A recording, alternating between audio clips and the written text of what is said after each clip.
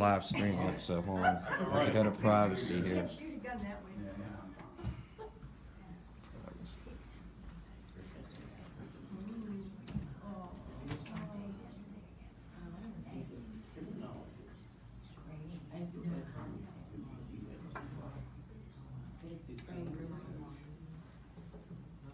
This is my videographer, Scotty. He was one of my correctional officers, worked in a restrictive housing unit with me, so.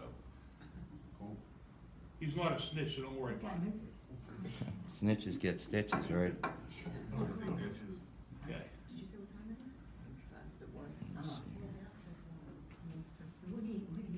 Switch camera. Let me know when you're ready, Corner.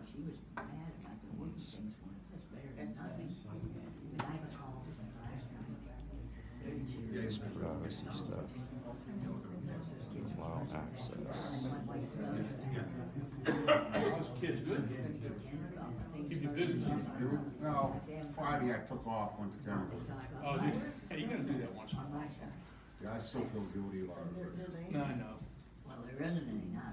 Everybody get a chance to get cookies and coffee? Took it out. They want anything or water, because when Al starts, man, you're not gonna want to get up again. When he goes, man, it's just pretty intense. It's All just right, public then. relations management. That's my man there, that's right. Hey, Rick, Billy was in town a while ago. He met with Rich. Yeah, Rich, yeah. That's how I got that interview with Tommy, you know. I contacted him in Vegas, he's still working for Palms. You ready? Is Joey still on? Yeah, Joey's out there with him, yeah. How long was that interview, Rich, with Billy? About an hour and a half. Hour and a half? Okay, Al, you're live streaming. Okay, we're live, okay. Hey, thanks for coming, appreciate you guys coming out here. I wanted to give you a little background. The presentation I'm doing is just a terrible people out in the world. The more and more in law enforcement, I worked 30 years in law enforcement. And these human traffickers are just unbelievable what they do. You're gonna see through this presentation. I wanna give you a little bit of background on myself so you know who I am, because those that don't, but I'll tell you, I worked 30 years in corrections.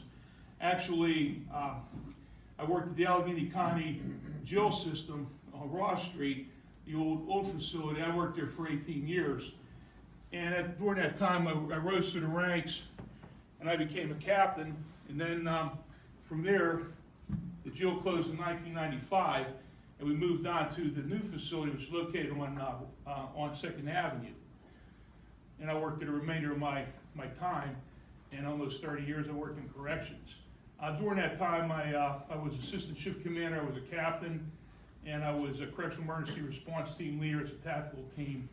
I was also an emergency preparedness author of the emergency plan and also the coordinator of that plan. So during that time, I decided to go back to school. I had no degrees to call any kind of college degree, so I went back to school when I was 42 years old. And during that time, I achieved all my degrees, plus two master's degrees, one in 2003, Public Policy and Management at the University of Pittsburgh, Graduate School in Public and National Affairs, and then a second master's in 2010 for the same school and same university, Public and International Affairs. That was my two masters. I just thank you. I decided to have a paradigm shift in my career, and I became a college professor. I started teaching in 2004 for University of Phoenix. I taught for University of Pittsburgh for 6 years, and now I'm at LaRoche College, and I teach for the School of Justice Law and Security program out here. I've been teaching there since 2014. I also teach for Avery University, fine university out of Dansville, Virginia, the Criminal Justice Online program. So I've been teaching there for a while too.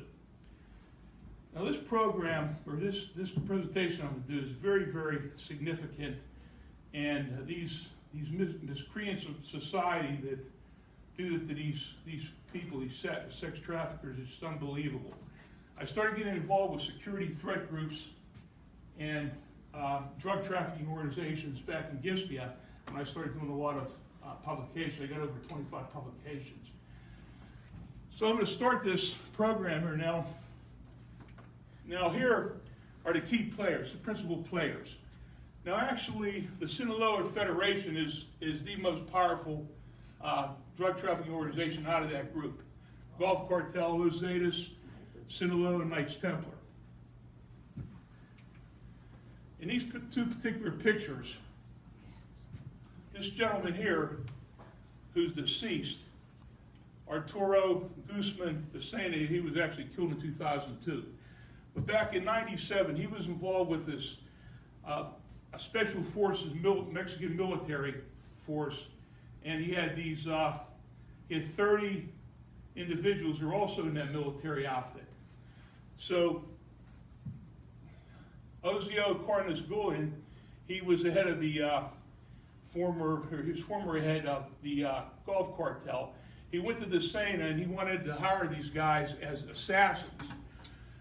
So DeSena got 30 of these people from the military, these soldiers from the military who became assassins for the Gulf Cartel.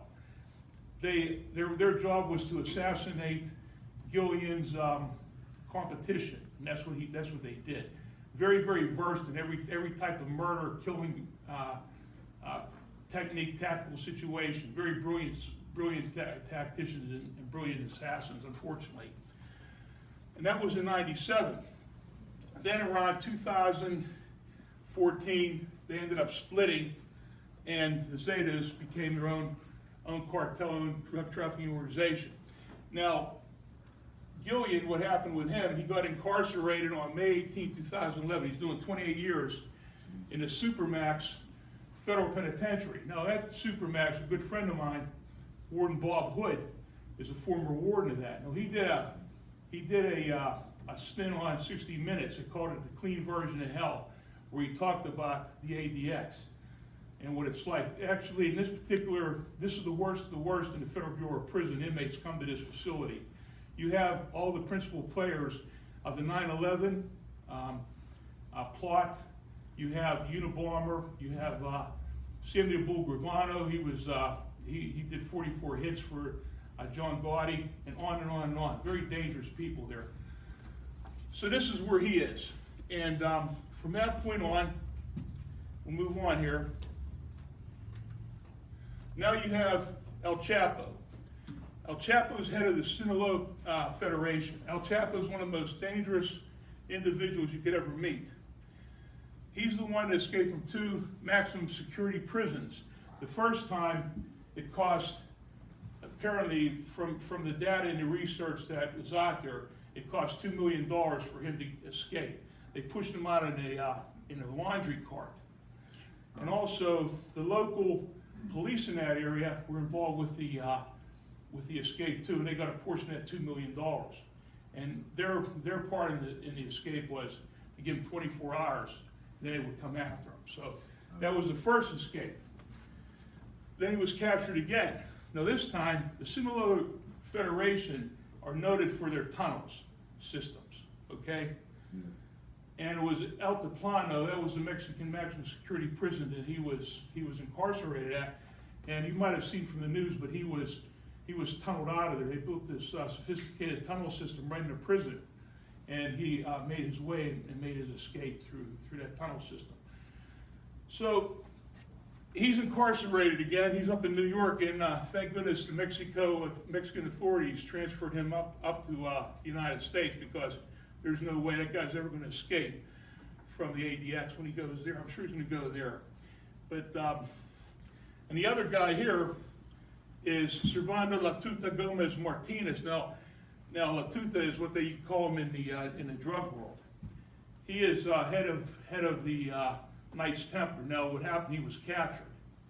It's February 2015, and that particular Knights Templar fractured from La Familia Michoacan. It was another cartel that they fractured because they had some different issues, and they're both highly methamphetamine oriented. They have a big product of methamphetamine. As a matter of fact, I just did a paper on MS-13, and MS-13 is involved with the Mexican Mafia, and also the Knights Templar hooked up with those two parties, and they're using a network of MS-13 all across the country to smuggle drugs.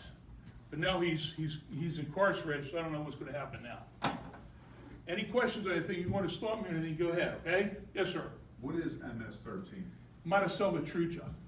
That's the deadliest street gang in America or even in the world. Oh, wow.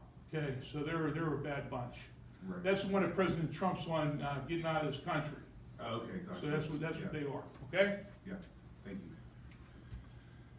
All right, so in the overview, Mexican drug trafficking organizations, their big stay of their business is smuggling drugs. Okay, so they smuggle it through Mexico and the United States, but these DTOs have expanded their portfolio with getting involved with human trafficking. This is another thing they're doing now. What they do, these recruiters, here's their objective: recruit, transport, and exploit. That's their objectives, these recruiters. They'll do anything to lie, to deceive any way they can. They're gonna do what they gotta do to get the person involved into their web.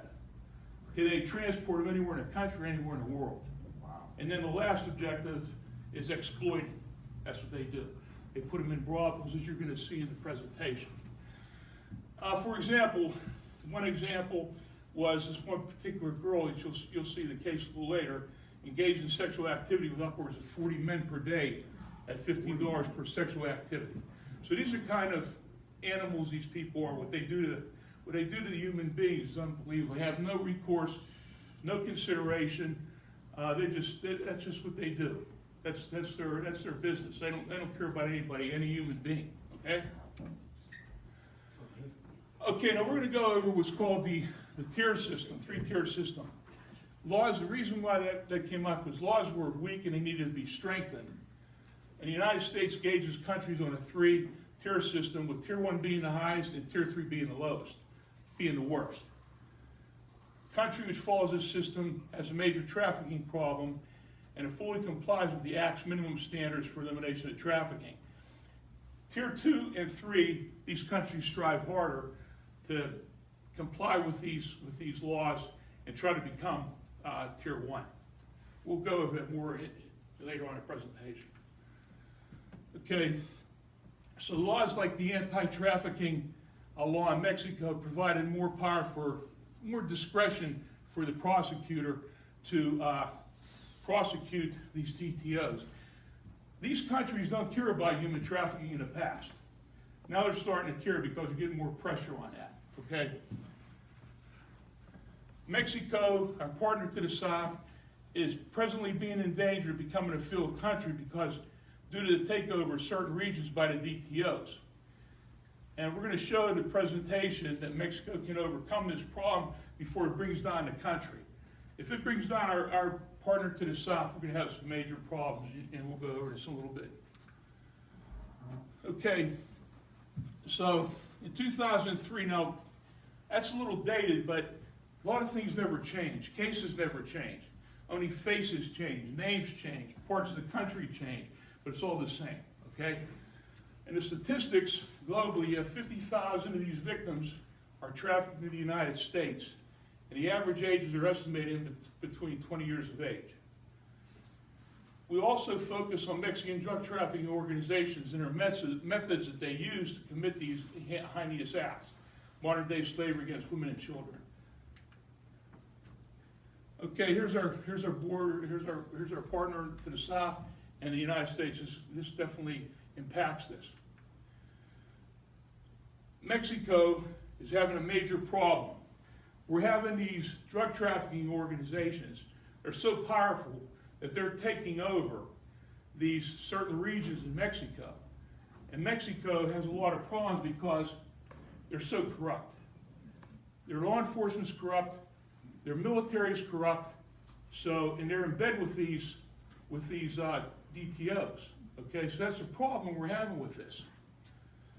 So we're going to try to show you recommendations and measures that countries can take to safeguard their citizens from falling prey to these miscreants of society. Now, the overall problem of this human trafficking begins with recruiters. They make shallow promises.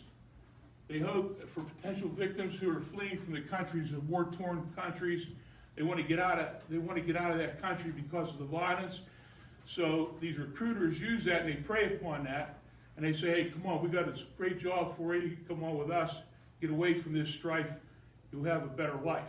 That's what they prey on.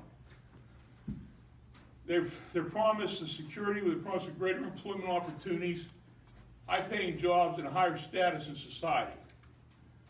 Okay, now this is Enk.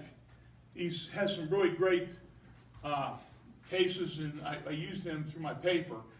And the typical pattern of this activity is one in which traffickers lure women and young girls with false promises of decent employment, compensation as nannies, maids, dancers, factory workers, restaurant workers, sales clerks, or models.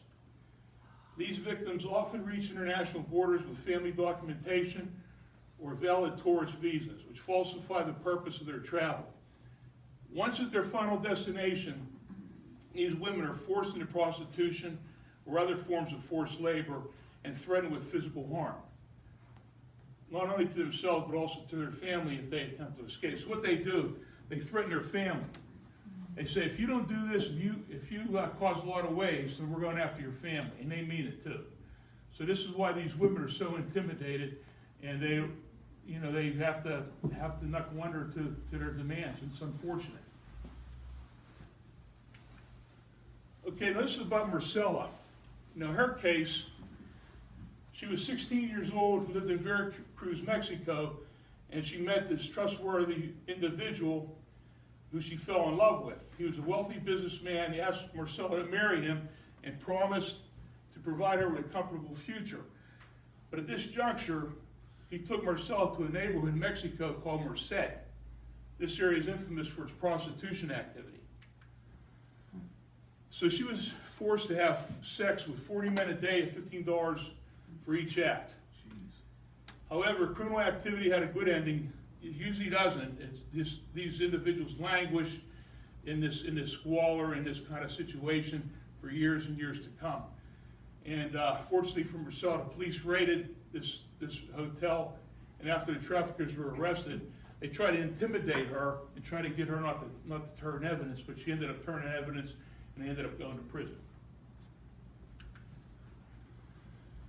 Okay, now here's another case, and it has nothing to do with Mexico, but it's correlated to the same kind of situation. These are Russian women.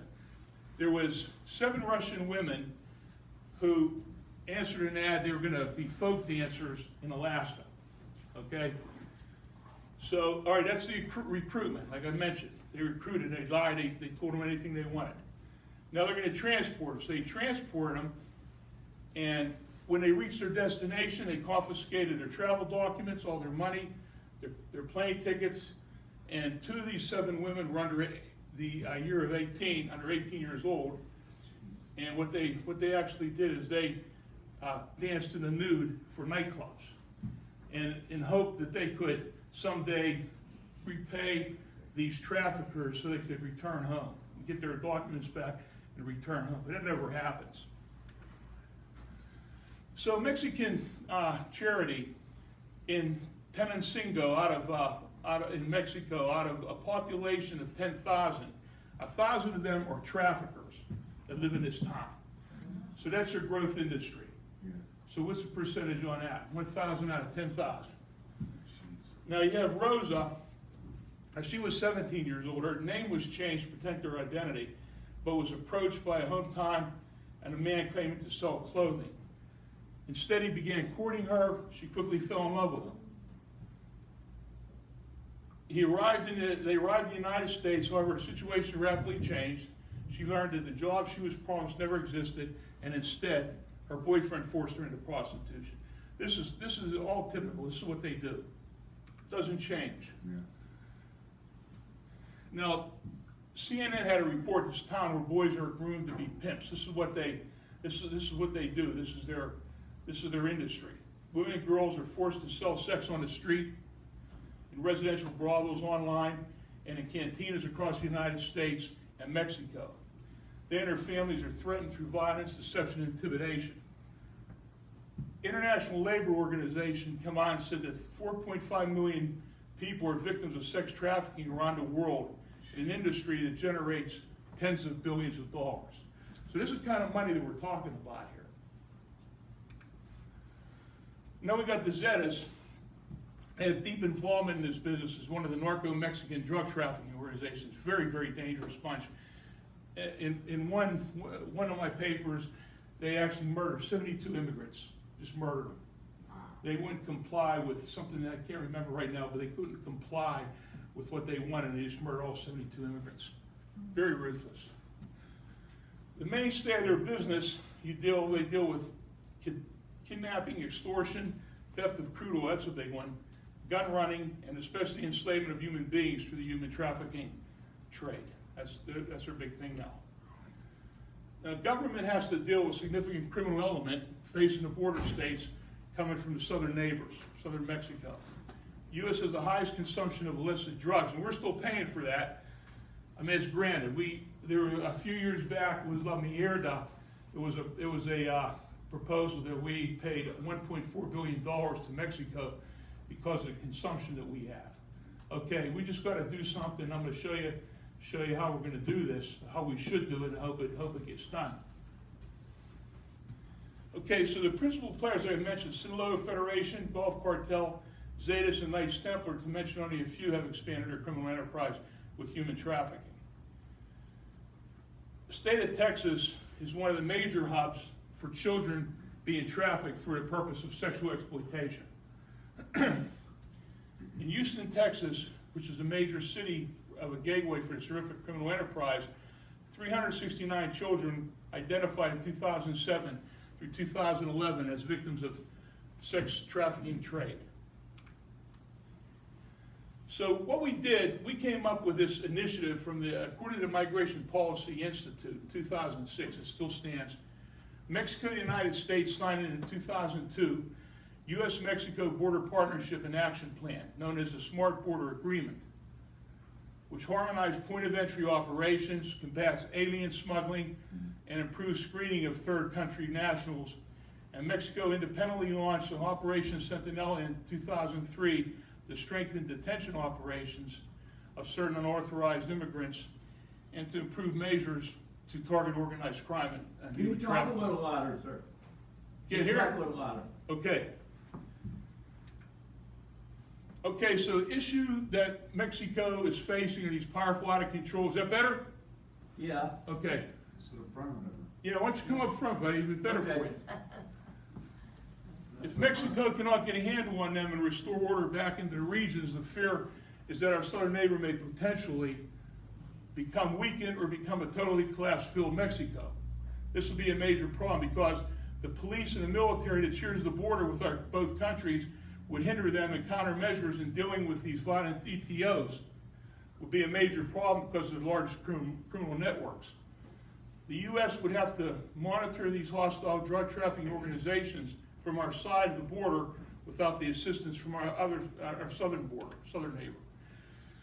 Now this is a friend of mine and colleague. I was able to interview Joe for an hour while he was sheriff. He lost a contentious election, and he's no longer sheriff, but he was sheriff at the time, Maricopa County, when I interviewed him. He's been here for 24 years, tremendous law enforcement.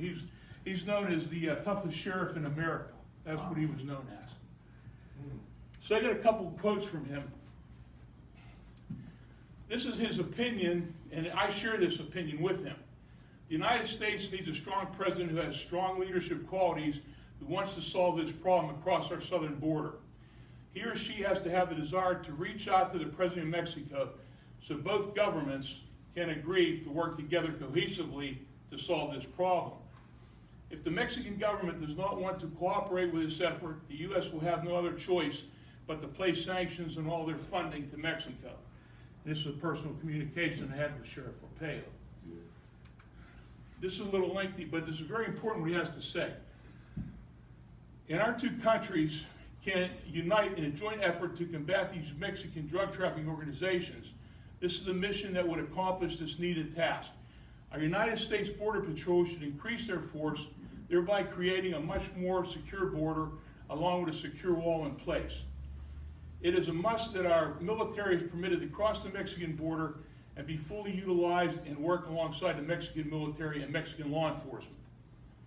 They could clean up the border towns like Juarez is really bad.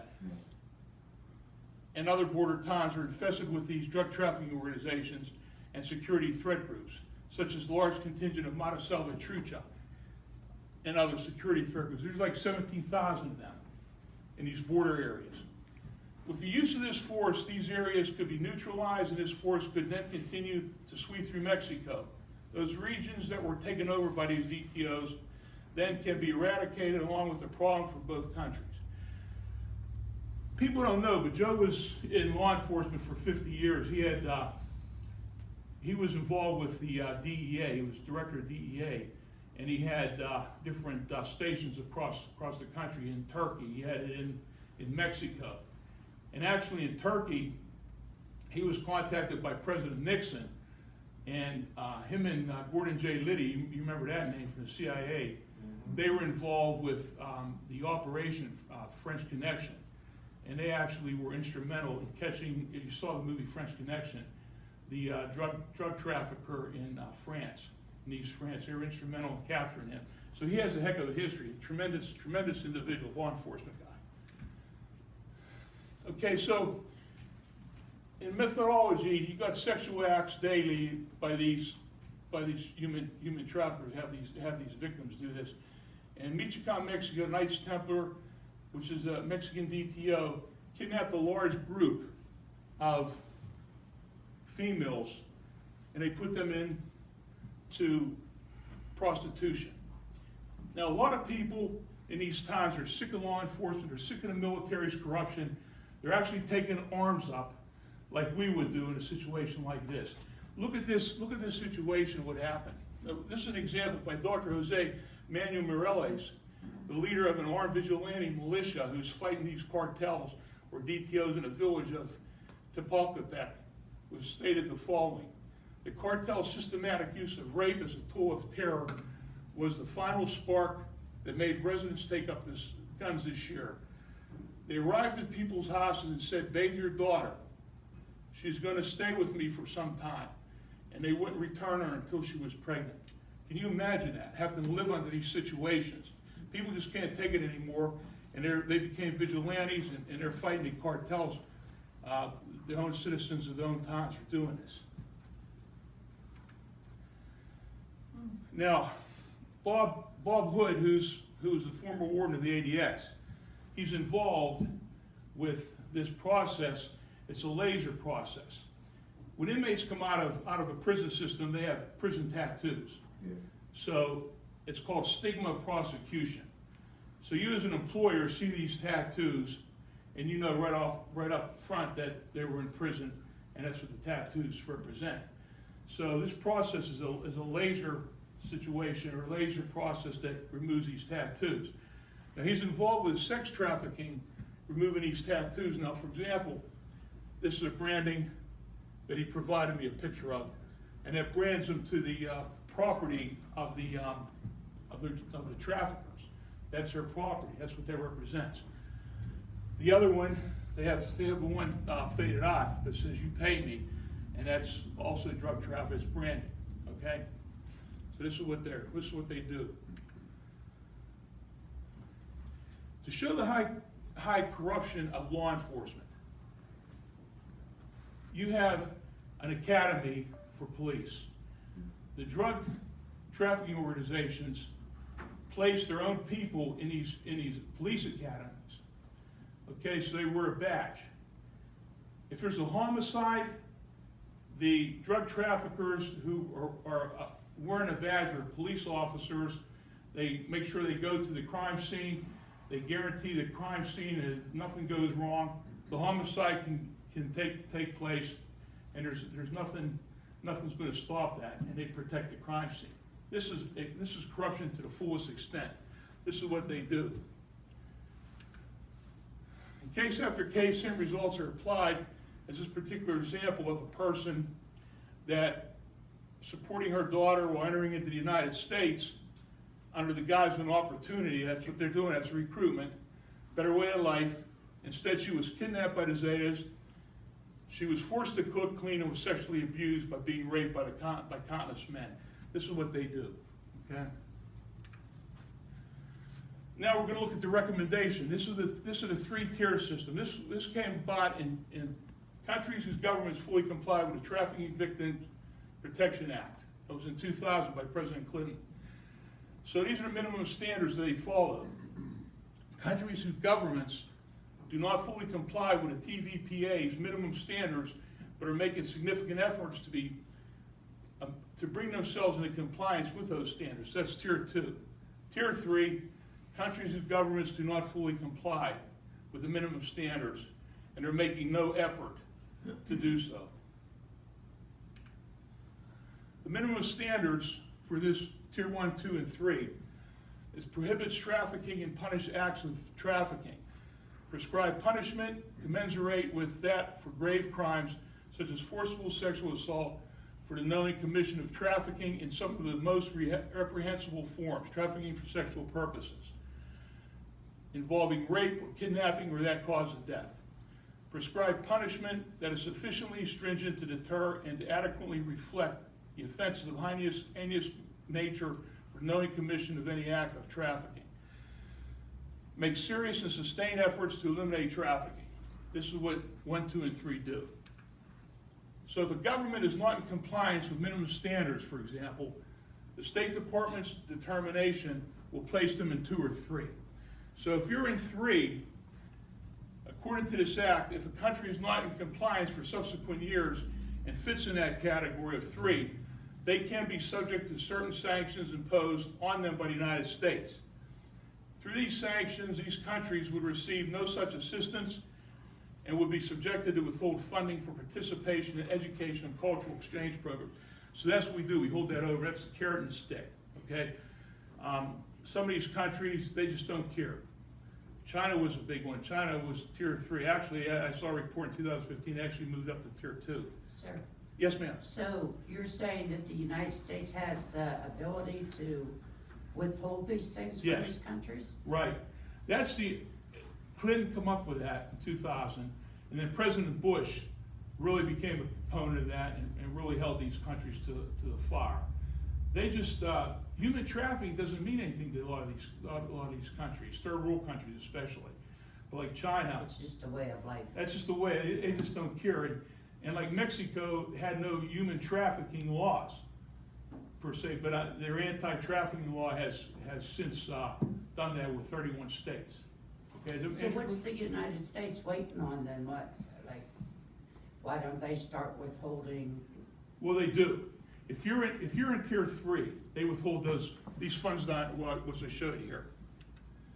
They withhold funding for participation in educational cultural exchange program. That's big money, and that's very helpful when they assist these countries. But if you're in tier 3, they eliminate the funding. Does that make sense? Yes. Okay. Okay, so I did a tier 1, 2, and 3. Now, tier 3 being the worst: Saudi Arabia, Sudan, Syria, Yemen, Zimbabwe, and Somalia. So tier 2, I was very surprised to see China in tier 2. They've always been in tier 3. Mexico's still in tier 2. And there's the other countries that are listed there. And tier 1, these are the best countries. Of course, this is just a sample. There's 6 of them, as you can see. They're tier 1. They're complying. They're helping any way they can. Okay? And what do you think made China go from tier 3 to tier 2? I don't know. But they moved up, and they were always. I mean, we'll look at Tiananmen Square. Look at the things that they've done in the past. I mean, as far as human. How they treat their human beings and their citizens. They just don't care. Well, their own even. Yeah. Well, I had actually a story about China. When I was a captain, we were in the new facility. We had a delegation from China come in. They were corrections people. And our facility is really very aesthetic looking. When they were coming in, there's probably about 20, and I was taking them around. There's about 20 of them. And they were speaking Mandarin real fast and real rapid. And I asked the interpreter, what are they saying? They said, they can't believe this is a jail. This is like a hotel to them. So Yeah. you know, it's different. The country's different. Right. They look at human rights in a totally different way that we look at it. Does that answer your question? Yes. Yes, ma'am. The United States, do we fit into one of these tiers? Well, we're the one that invented, we follow it all. Yeah, we're the one that come up with this. So this is our thing. You get in line or you don't do this or you don't get that. Yeah. Looks like there's a high percentage of Muslim countries in tier 3. Yeah, it looks that way. Well, a lot of these Muslim countries are under Sharia law, and Sharia law is a pretty tough On way, women. you know, way of life what they do. But you're right. I noticed that too. I don't see Russia at all in any of those categories. No, I didn't go all the way down in some of the categories, but I took like hit and miss, and I just showed the 6 here, you know, as an example, just so you guys would get an understanding of it. Okay, so in conclusion, the best way to exterminate these DTOs is by Mexico and the United States coming together, forming a partnership. The U.S. needs to reach out more, be more proactive and more engaging with Mexico's president. Once this first step is initiated, then both countries can get the mission. Because you have two parties in Mexico. You have the PRI and you got the PAN, National Political Action Committee, and you got the International Party of the Revolution. Now that's Nieta, who's the president. He's the one that's in there right now. So I think this can be a partnership, hopefully, that they can get together. President Trump and this Nieta can get together, and they can do this with Sheriff Arpaio suggested. So Sheriff Arpaio said our military is the key in this operation. The United States military needs to cross the border and form up with Mexico's military and law enforcement and exterminate the security threat groups and DTOs that infest the towns such as Juarez and other border towns. Personally, I also said that after eradicating these criminals in the border towns, this force needs to then sweep across Mexico, reclaim these regions that have been absorbed by the DTOs. If these DTOs are not neutralized, our southern neighbor Mexico faces the danger of becoming a filled country, and we don't want that to happen. Lastly, our method of fighting these human traffickers is through strong laws. And I talked about the anti-trafficking law in Mexico, and that was in 2007 that they began to look at this. And now legislation was recently passed at 31 Mexican states and a federal district that included Mexico City. Because of this legislation, and all their state laws have been reformed so the penalties would also include the crime of human trafficking. They never included that, okay? So we see how dangerous these DTOs are, what has to be done. These people have no consideration to human beings. They look at them as a dollar sign. It's like a meat market. It's unfortunate, and they're very dangerous. They'll kill people without even thinking twice. So that's the end. The sheriff that was part of this, you said he wasn't reelected? No, he wasn't reelected, right. It was a contentious election. He was not reelected. And does he still have things to do with this?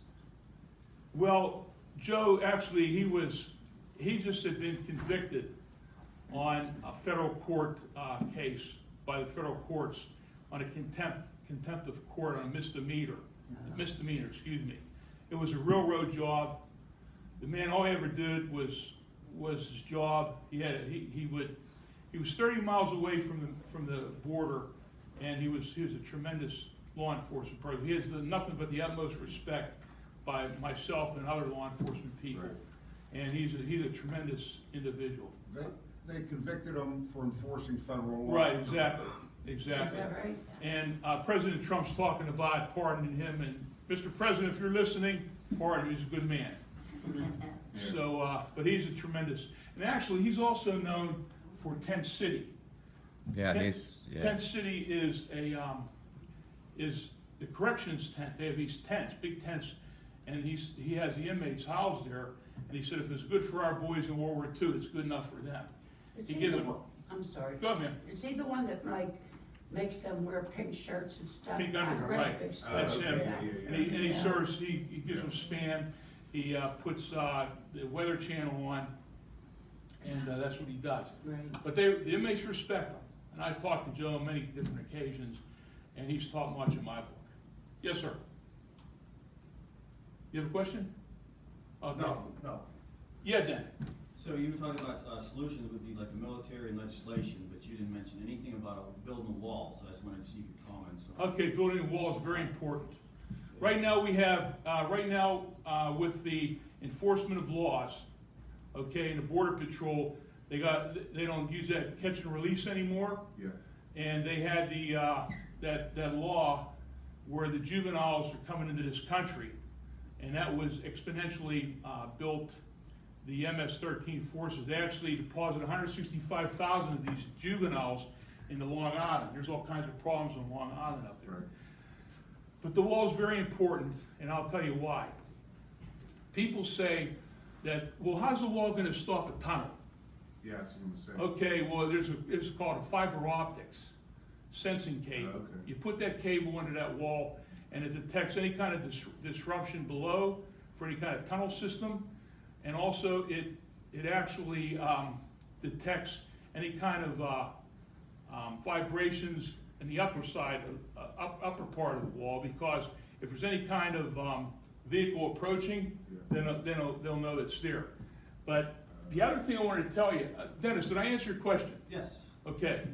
The other thing I wanted to tell you, how many people in here went to Brentwood High School? Okay, good. Okay. I know you did. You guys did. But here, actually back in 2010, I wrote a paper on MS-13. And I was reading this national article. I'm looking at, and this is about the brand new Chief of the Border Patrol, and I'm reading this, Rick. And here, Mike Fisher graduated class of '82, also played football for Brentwood. Yeah. So I'm reading this, and this is great, and I wanted to get this paper into his hands because it had the current intel, and all the data was current, and it would be good for security purposes for him to have. So I had to call the press information office in DC, and I talked to this one guy, and he said, I'd like to get in touch with Chief Fisher, how can I do that? And he gave me this, runaround, thinking the guy's brushing me off. And he said, I'll give him the information. I'm thinking, okay. So I'm gonna end up having to write him a letter, So about a week later, his second in command calls me. And so I talked to him, he makes an appointment for me to talk to Mike, and from that point on, we became really good friends and a good colleague. I actually had him come out and talk to my class in La Roche, but I had the opportunity to interview him and write an article about him and his agency, which he has 21,000 Border Patrol agents. Wow. It's a tremendous operation that he had. And I wrote the article, and Dennis was good enough to print this article up. And I have it up here for you guys to take home. But he was a tremendous asset. I'm always impressed. I get a lot of people, friends of mine on California and out in Florida watching this broadcast, and they're from Brentwood. And I've always been impressed and amazed this little community puts out such talented people. And he's one of the most talented people that I've known. The guy really did a great job. But anyway, any questions on anything?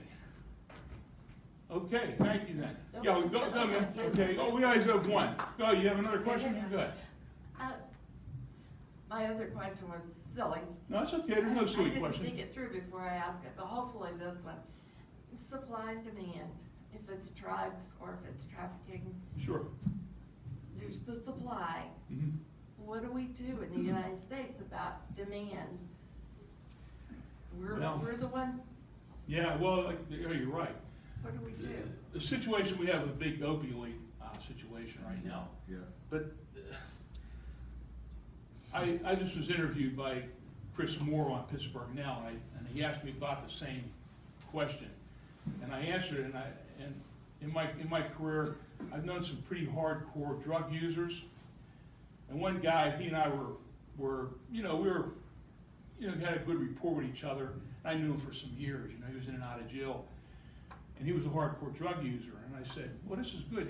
You have time that you can, utilize this time, get clean, and then go start anew. He says, Al, as soon as I'm out of here, my feet are hitting the pavement, and I'm off to the Hill District to cop some heroin. That's all I want to do. How do you deal with that? I mean, what can you do? Really? Heroin became such a cheap drug. Right. It's Yeah. cheaper than marijuana. Yeah. It's Yeah. cheap. Right. You can get 50 doses of heroin for what one Oxycontin costs. Right down the street. Yeah, Yeah. Right So- across the street, right down the street. Yeah, it's an economic problem because they made it so cheap. Supply and demand. Yeah.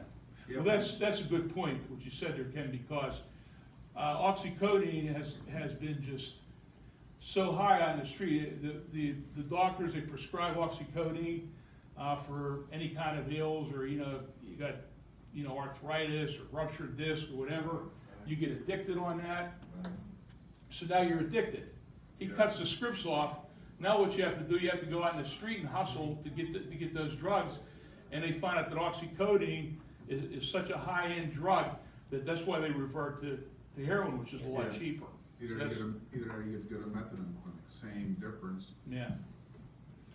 It's the fentanyl-based heroin that's so dangerous. Oh, There's- yeah, that's There's scary. one speckle of the fentanyl-based synthetic opiate, it kills.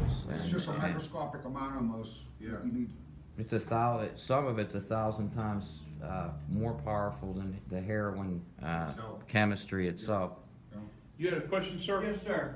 You mentioned about the wall. Yeah. It's a must. Where's the money coming from? Okay, two things I could mention. First of all, people are thinking that Trump is just going to have Mexico write a check. Right. That's a misnomer. Yes, sir. The thing about that, we have a $56 billion trade deficit with Mexico. You reduce that trade deficit, that's going to pay for the wall. okay. The other thing is El Chapo. This Senator Cruz come out with a bill. They confiscated $40-some billion from El Chapo's his stash, his funds. Yeah. He wants to have that bill pay for that wall. Now, where's the House and the Senate? Where are they at with this? Why don't they do that? This is important. This is our country. This is very important, and it has to be done. You have a point about where the money's coming from. Here's two places right there. Does that make Well, I don't sense? know if the taxpayers are gonna get hit for it or what. Well, that's a way of avoiding the taxpayers right there. Those two options, right? Yes, sir. Yeah. It still pays for itself no matter what, like 100 times full, even if we pay for it. Yeah. We'll save in other areas. Yeah. Yes, Judy. Well, why doesn't somebody bring that up, or? Well, he did. He brought that bill up, but it just sits on the Senate's desk, and they don't act on it. Drag your feet. They don't act on it. Yeah. I think he presents it wrong, Well, it's. and that's what holds it back. But the thing is, it's presented. That makes perfect sense, right? I mean, you got $46 billion Right. of a drug dealer. Why not use that? Why not use those funds, right? Because they have confiscation. They have confiscation. Was that the Drug United? money that they use. Us in law enforcement, we can actually tap into that money, and that's a law. That's with a B, right? B. Billion. Billion, yeah. With a B, right? Yeah, Gee. That's an awful And you lot of said money. I about might be able that- to build 2 walls. The right. Mexican Yeah, right. police being corrupt. Yeah. So In Mexico, say- right. So say we build this wall, what's stopping them from just upping their corruption, you know what I mean? Well, it's going to stop them from coming over our wall. Also, President Trump wants to increase the border patrol. Yeah. Sheriff Arpaio said the same thing. There's a guy there who worked 24 years in Arizona in the thick of things. Yeah. I mean, he's been arresting illegals coming over for 24 years. He knows he's there, and like right now with the more stringent policies and attitude by President Trump and his administration, the Department of Justice, we've decreased illegal crossings by approximately 64 or 65%. And that's without even putting a wall in. But the wall, that's why I had this article printed. I want you guys to read that, because you'll see what these Border Patrol agents go through. I mean, one of the stories that Mike told me when he was a rookie in our class, that he was in the desert in the middle of the night, and all of a sudden he heard like a stampede.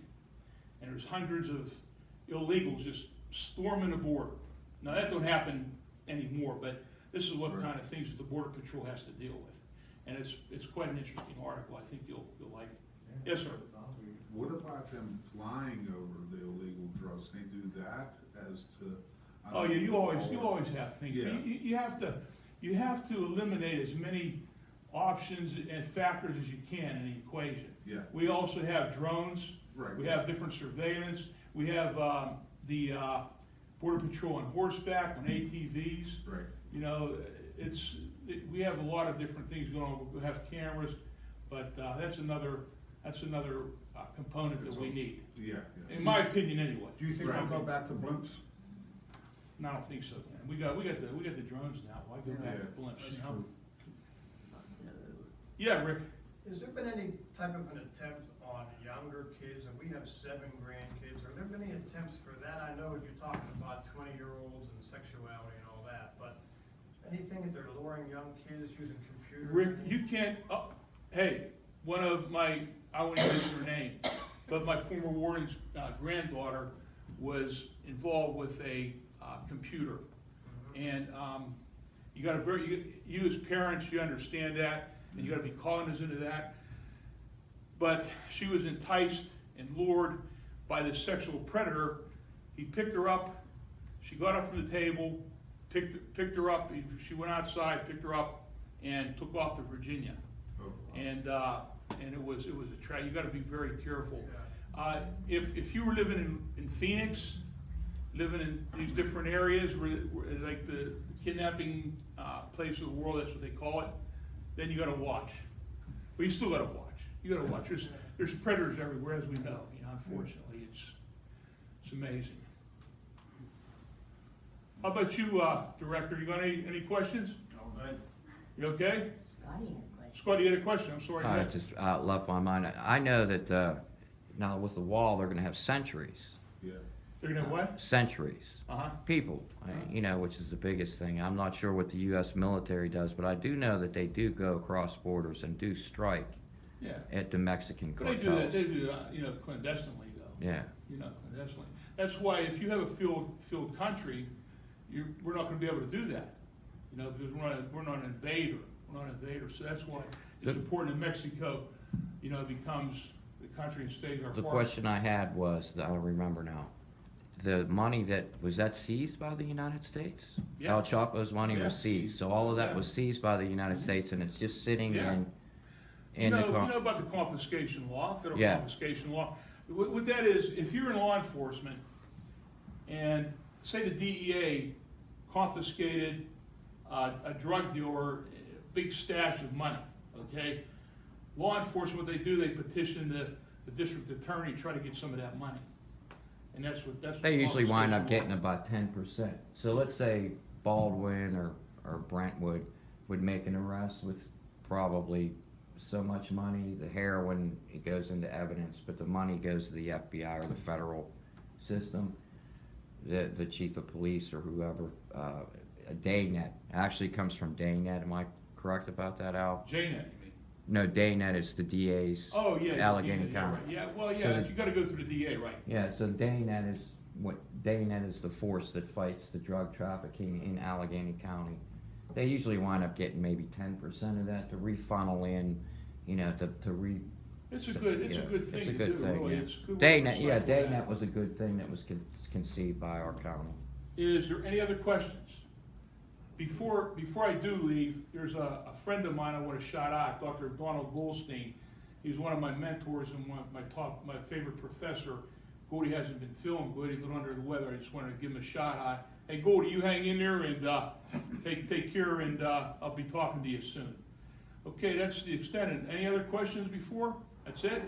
Thank you. Okay, thanks so much. Really good having you.